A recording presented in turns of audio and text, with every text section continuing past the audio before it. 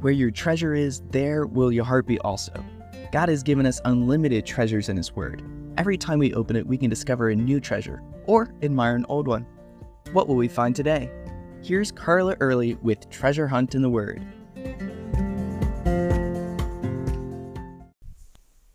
Okay, everyone, Bible quiz time. Where in the Bible would you find this promise from God? Behold, I make a covenant. Before all your people I will do marvels such as have not been done in all the earth, nor in any nation, and all the people among whom you are shall see the work of the Lord, for it is an awesome thing I will do with you. If you said Exodus, you're right. But do you know when? I think I would have guessed around Exodus 3, where God meets Moses at the burning bush. After all, God did some pretty awesome miracles to get them out of slavery in Egypt, not to mention the parting of the Red Sea, which the people all the way in Jericho were talking about 40 years later. But it surprised me that this promise from God came in Exodus 34, right after the whole golden calf debacle. I love this promise from God, and its timing makes it even more special.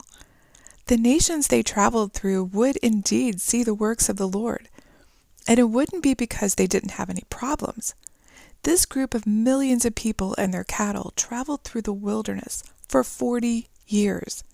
They became hungry, and their God fed them manna.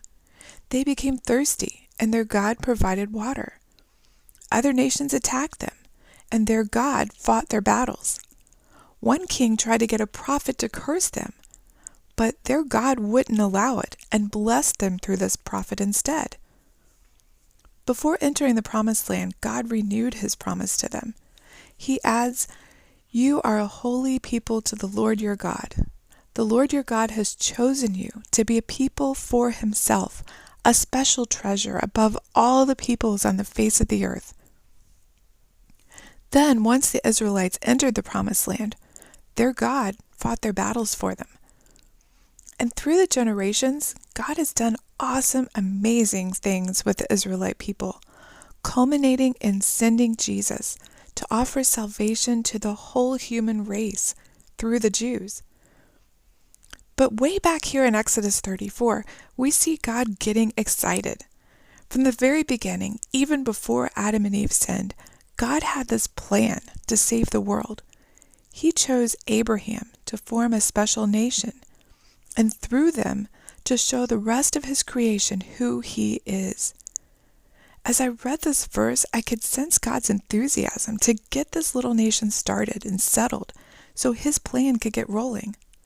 Let me read you the verse again from Exodus 34:10. "Behold, I make a covenant.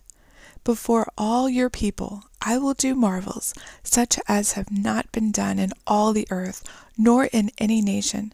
And all the people among whom you are shall see the work of the Lord, for it is an awesome thing that I will do with you."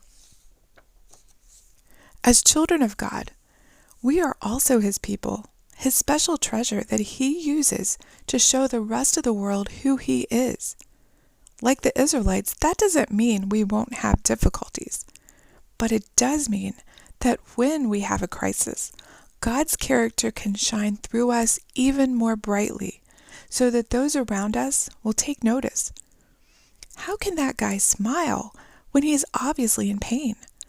How does she seem to have such peace when her whole life has just been turned upside down? You know, God can do some pretty awesome things in our lives, but they're not just for us. They're for everyone to see Him. And we get to have the front row seat to it all.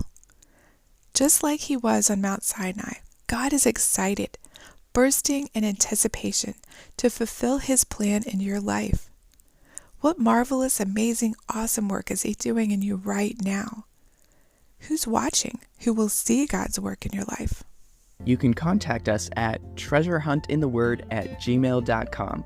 We'd love to hear the treasures God has given you through His Word. You can listen to other episodes on our website, which you can find in the description below. Thank you for listening, and remember, where your treasure is, there will your heart be also.